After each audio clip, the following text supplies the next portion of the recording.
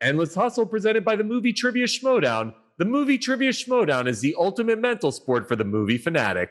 Intense movie trivia with the flair of pro wrestling. Championship matches, competing factions. MTS has the best competitors in the world. This isn't your parents' game show. The end of the season finale is the Schmodown Spectacular 6. All of the championships on the line and all of the greats play here. This isn't bar trivia. This is the Movie Trivia Schmodown. All right, we've got a mobster type day on the Endless Hustle because I got one of the great mob guys of all time joining me, a dude I've known for a long time. Steve Schirripa, congratulations. Brand new book. I'm halfway through it, my man.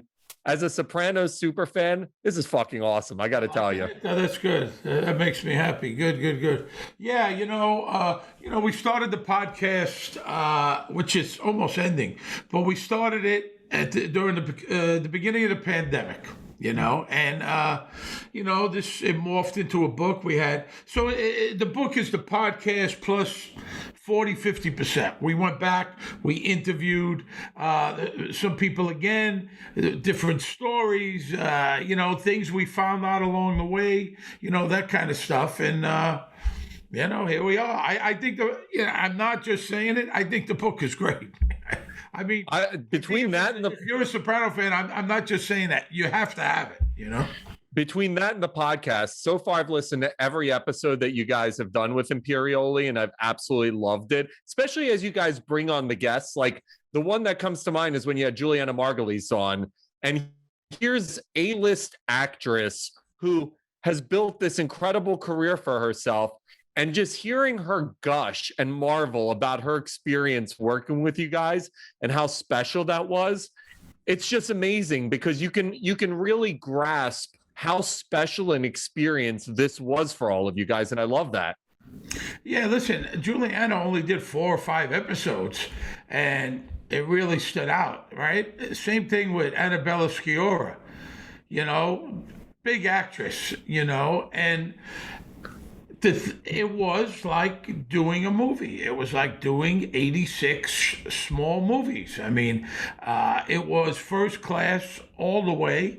The actors, we took it very serious. We fucked around, but we took it very serious when it came to work. Like, people always go, well, you have any behind the scene pranks? Well, we were busy working. The pranks went on after we punched out, you know what I mean? Then we had a good time, and we talk about that in the book. But Juliana made an impact, as did so many other people. Peter Regan, we love talking to him. We love talking to Richard Portnow, all these actors that came through, but weren't the main cast. So we've talked to 67 actors, crew members, directors and writers, and of course David Chase in the book. Speaking of movies, obviously the Many Saints of Newark, which I loved because just getting a look into that early universe of you guys was awesome. But it feels like it's introduced a whole new generation to The Sopranos, because my generation, you guys are probably the greatest and biggest show of all time. But now you have like these Gen Z people and the millennials, the last turn of the millennials, who, because of the Many Saints of Newark publicity, were like, oh shit, we never watched The Sopranos. It's time to rediscover it. How cool has it been to really get this new generation reintroduced to this brilliant show? Well, I think it was even before that, pal. I mean, it's been going on for a number of years, which is kind of why we started the podcast, right? Kids in their teens, in their 20s, who were too young to watch it, their parents watched it, found the show. The pandemic, it really exploded. People were binging it. They were in the house 23 hours a day. Michael was walking through Central Park a couple of years ago, and this young kid, like 20 years old, from Scotland, couldn't believe that he was meeting Michael. They were here on vacation, and he pulled up his pants leg. Kid had a tattoo of Christopher's face on his leg. And, that kind of opened his eyes. And listen, my daughters are in their 20s. They finally watched it, And I think the show holds up every bit today. besides the cars and the computers and the phones, as it did then. And also, the movie just went to a whole nother level, right? I mean, it was everywhere. The show is so good, and I hadn't watched it in 20 years. When we started doing the podcast and the book, I watched it like 3 times, and it's so good. Maybe I appreciate it. I knew it was good then, but you're close to it. I mean, it's like it was written yesterday. And I think the kids, younger people, it's still about a family.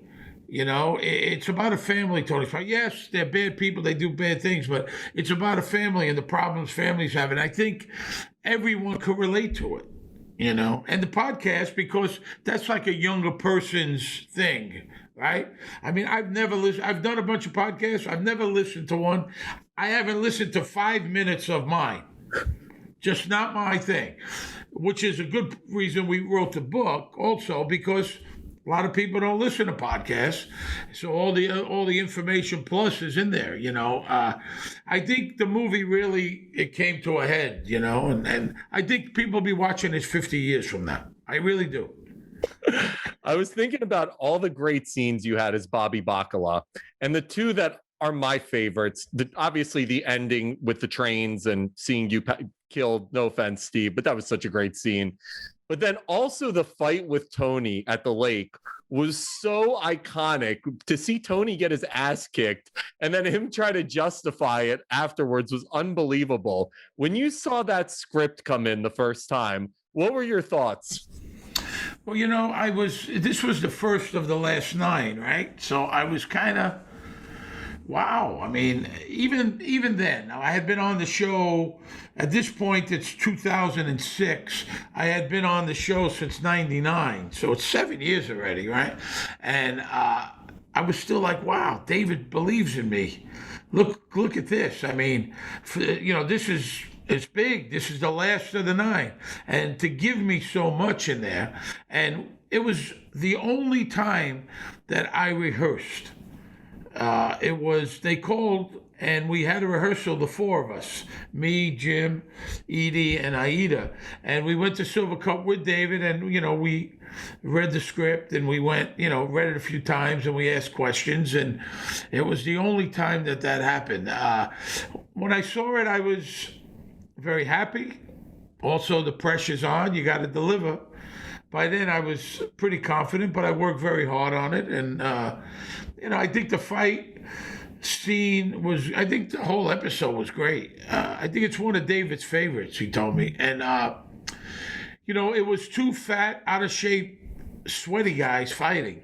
So that's why it looked real. It wasn't like a Steven Seagal fight. This was a real 2 guys. And Jim, we're good friends. He said, pull my hair. He said, bite me. He was choking me. The chain was going in my neck. I mean, we shot it for a day and a half. And I got to tell you, I could not move. I was so sore. Jim was much stronger than me and got way bigger hands than me. Way bigger. You put your hands around your neck, you feel it, The best is watching Tony trying to rationalize it, and he almost like turns into a little kid in that moment, because he can see like Edie Falcone, aka Carmela, is kind of like turned off by him, and he's like, man, I'm just not like that dude anymore. And it's incredible to see that almost little kid-like rationalization happening in the moment. It was fantastic. Well, he had a safe face. I mean, here he is, the boss of the family, gets beat up by, hapless Bobby. And, I maybe in the real mob, I don't know, would he have gotten killed? Would they have killed Bobby? I mean, I don't know, because, it's just a matter of time before that leaks out, right? I mean, the boss of the family can't get beat up, I don't know. I don't know if Bobby would have made it in real life. To see, I looked at your Instagram, and obviously you, Imperioli, and Vinny have been traveling and doing these Sopranos events. But have you had like mobsters reach out to you? Have like real mobsters reached out about your depiction, whether it's privately or even publicly, and they're like, this is unbelievable? Well, I used to joke that Sunday nights crime was down in New York City because all the wise guys were home watching the show.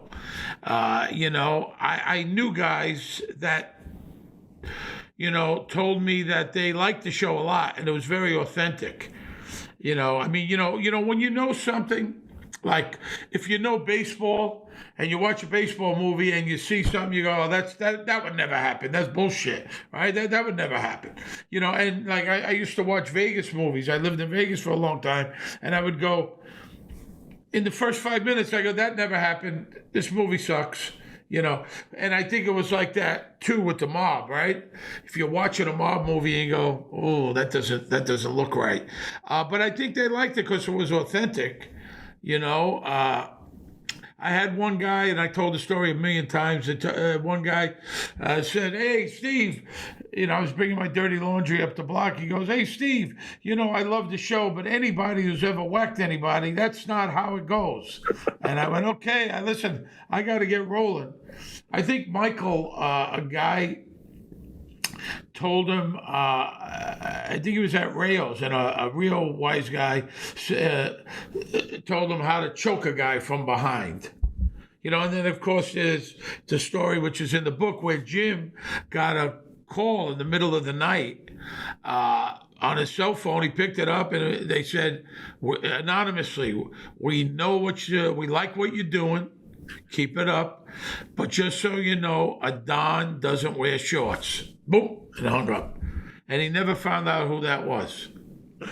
Unbelievable, right? Like, what was also incredibly fascinating, and you talk about it on your podcast, but it's also in the book, is how green you were when you got this part. Like, you were like this pretty much struggling actor, kind of trying to figure out like what the fuck your life was going to be. And then you end up landing this part. And to think how much it's changed everything for you. Blue Bloods after and all these other roles you've done. It's pretty incredible to think the fortune of it all when you look back. Oh, yeah. But, the thing is, I wasn't a struggling actor. I had a full-time job. I had a big job. I was an executive in Vegas. I was making, believe it or not, I took a cut in pay for 2 seasons to go on the show. I had a big house on an acre of land, 2 kids. I was 40 years old. I've been dabbling as acting as a hobby. It was fun to me. 2 lines here, 3 lines there. There's nothing better than going into an audition and not giving a shit whether you get the job or not. I mean, the rent's not due. I'm doing fine. You go in, hey, if I work hard, work on it, go in there, hey. I remember one time it was Chicago Hope. They come to Vegas. I go in to read for the role of a security guard. 3 or 4 lines, 5 lines. And I go in, and they're behind the desk, and they said, I walked in, they said, "This is Steve Schirripa," and they all went like this. Like they didn't want to get up to shake my hand. I went, "Don't get up. Sit down. No need to get up. How you doing?" Boom. I read it. I got the role. Right? I cared, but I didn't care. I was loose like that, as opposed to, I need this job. The rent is due. What am I going to do? Got to get it. There's nothing worse than that. I was very lucky. I was 40 years old. I did okay, Also, I was doing 2 lines here, a King of Queens. I did a movie in Toronto. I was doing stuff. So I knew the technical stuff, where the camera is, how to hit your mark, what this means, rolling, action. I knew that. Some stuff that they don't teach you in acting class, right? So I knew that. Now, I go to New York for the wedding. There's an agent friend, not even an agent, he's kind of hip pocketing me, meaning he's just helping me, right? And I go in and I read for role of an FBI agent as an afterthought, maybe I could get a couple lines in this, and then go back to my life. And so she said, "I don't see you as an FBI agent." It was the role of Skip Lipari, the guy with big pussy. So she said, read this. We have someone in mind, but read it. So I cold read it. And she said, if I come back the next week. And I went, yeah, sure. And then when they called, I wasn't going to go back. I said, I don't want to spend the money, put myself up. And my wife pushed me to go. You know, if I didn't have any money, you know, like if I was just like kind of a broke guy or you know, I wouldn't have been able to afford to fly myself back, you know, for the audition and put myself up, you know. And then when I did get the job the first season, it cost me 24 grand. I made 22. I had to pay my own way. I had to put myself in a hotel. I had to get the cars to and from.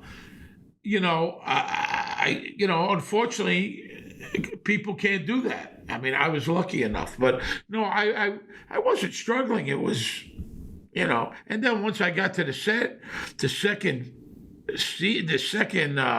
season, I watched it again. I cringe how bad I was. You know, I was okay in a few scenes, but then I go, you know, I did 6 episodes, you know, mostly small stuff, but I had the one big episode when they introduced the character, and I'm saying, how did they even keep me around? I mean, David must have saw something, you know. And then, you know, the more you work, I got a movie right after that, a big movie where I worked a lot every day, and, you know, your confidence gets built. I kept taking classes. I had an acting coach. I still have an acting coach. I had it the whole way there. I would go to his apartment, rehearse the scene, and then go right to the studio and do the scene. So I worked very, very hard, you know. But yeah, I was a green banana for sure, you know. It's incredible to see how mythic James Gandolfini has become at this point. He's become almost like this generation's version of James Dean to a certain degree, like this iconic talent lost too soon. And obviously with Many Saints of Newark, there have been so many articles. Like there was one published about both the demons he was dealing with on set and off set, which I thought was really fascinating because you could see how much playing Tony Soprano played into his inhibitions and addictions and all that stuff. But to see what Gandolfini has ended up becoming in terms of this pop culture icon status, when you look back and you're on the set of Sopranos, do you think both he and even you guys and girls had any idea that he was going to become this mythic figure? You know, I didn't think about that, to be honest with you. You know, what I do see, and I tease Michael, because Michael's a big James Dean fan. I tell him that I read stuff on the internet. James Dean was overrated. And that people think that if he didn't die, that he wouldn't be working, you know, that 30 years later. Now, I'm not saying that, but he only did 3 movies, right? When I go back to watch the scenes with Jim, he's incredible, better than I remember. In one scene, he's laughing, he's yelling, he's mad. It's just, the range is incredible, you know, just incredible. I mean, seriously, one of the best actors ever. I did not know what would happen. I never thought, wow, if Jim passes away, or if, you know, if someone passes away, what happens? I mean, I do know when Jim passed away, it took me for a loop. And I don't know, we were good friends. It took me for a loop. I mean, like I said, I never said, well, what would happen if Jim died or one of your friends died? How would I feel? I mean, but it was a knockout punch to me, seriously. You know, and to a lot of other cast members, you know, not just me, but it took me for a loop there. Yeah, I think he deserves all the accolades. I honestly believe that. It's fascinating, Steve, because, you know, we're living in this age now, the influencer age, where everybody wants to be famous. And they have these things with them where they can make themselves famous. Or just have a flip phone. Wait, Steve Schirripa still rocking a flip phone? That's awesome. Better believe it. It's making a comeback. I love it. The only thing better than the flip phone is the flip phone. The flip phone is the BlackBerry. That's the tiers of coolness are BlackBerry, flip phone, than everything else. But you know what was funny about Gandolfini was, as you read this stuff, because again, of the many saints of Newark bringing you guys into this huge public eye, he didn't really want to be famous. Like, he was really just this character actor who kind of just wanted to do the work. And then this elevated him into A-list fame, man. And it's hard. A-list fame is hard. Yeah. I don't have to worry about that. It's not going to happen. Yeah. Jim wasn't that comfortable. He didn't want to do interviews. He didn't think he was interesting. He wasn't that comfortable because he also wasn't anything like Tony Soprano. You know, he wore Birkenstocks. He liked Birkenstocks. He liked music. He was kind of a hippie, you know. I mean, he wasn't that guy at all. You know, he's from Park Ridge, New Jersey, and, you know, he lived in the city for many years, but he wasn't that guy. Matter of fact, he would say before the season, let's go down to Little Italy. I want to get, you know, around some of them guys again, get the vibe. You know, he would do that before every season, kind of get back into it. He wasn't a guy hanging out with those guys, you know. Yeah, he wasn't that comfortable. It kind of, listen, we talk about a great guy, not without problems. I mean, that's public. You know, I don't know, you know, he struggled with it, but he also worked so much, 16, 17 hours a day, then learned the lines for the next day. He had a dialect coach, Susan Aston, who would be waiting for him at his apartment. Jim would come in, to learn the lines for the next day, and he would fall asleep for 2 hours, he told me, and then she would still be sitting there waiting for him. So that's tough. You're doing that 5 days a week for 9 months every season. Tough. So coincidentally, tonight I'm chatting with Stevie Van Zandt because he also has a book out. Yeah. And I love hearing that. Yeah, he's awesome, by the way. But I love hearing that he was originally the guy considered for Tony Soprano. Yeah. And it's fascinating because you can't ever imagine anyone playing it but Gandolfini. But it's fascinating if you kind of wrap the what if in your mind. What would Van Zandt have done with that? What would it have been like? You know, it would have been a different show, but I think Stevie was very good. Very, very good. I love the Silvio character. He brings, and that was one of the things when I rewatched it, I really loved the Silvio character. He was smart. Yeah, he took care of business when he had to, but he was smart. He was a step above, much classier than some of the other guys, you know. Tried to steer the ship for Tony. It would have been different. It was him. It was down to him, Michael Rispoli, and Jim. Michael Rispoli, another great character actor who played Jackie Aprile. He died of, his character died of cancer in the first season. Michael Rispoli was great. So it was down to the three of them. You know, would have been a different show. Still might have been good, you know. I think the way it panned out is the way it should have happened. You know? Yeah, no, I mean, the casting, it's a perfect example of you can't cast something better. And it's interesting because I was listening on your podcast about this, about you talking about just the dynamics of the casting and how when people came in, it just became this incredible universe. I mean, I've enjoyed you and Imperioli talking about it so much.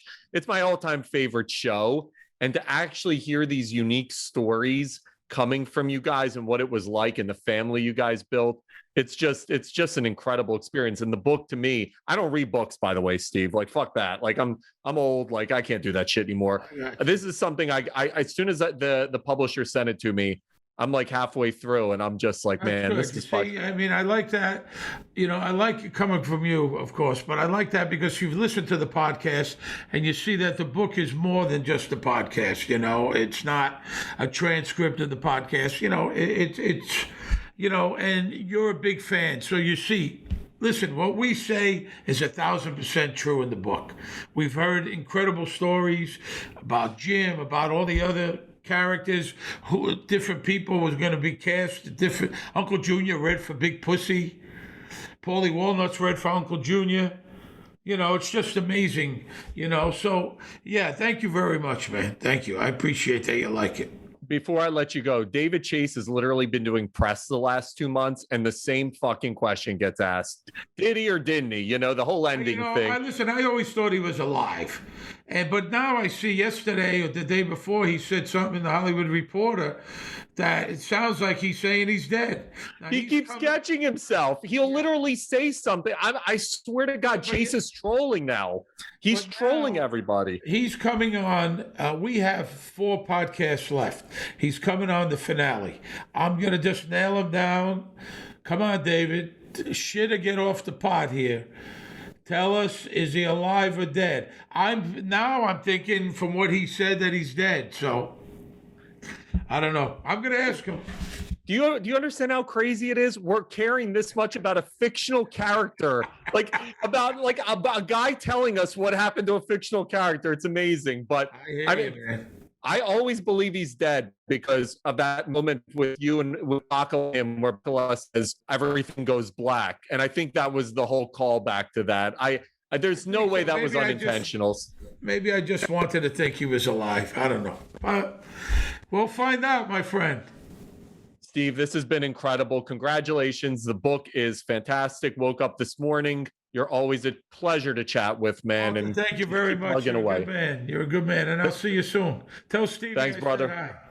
I will. Take care, man. See you, pal. See you, brother. Thank you.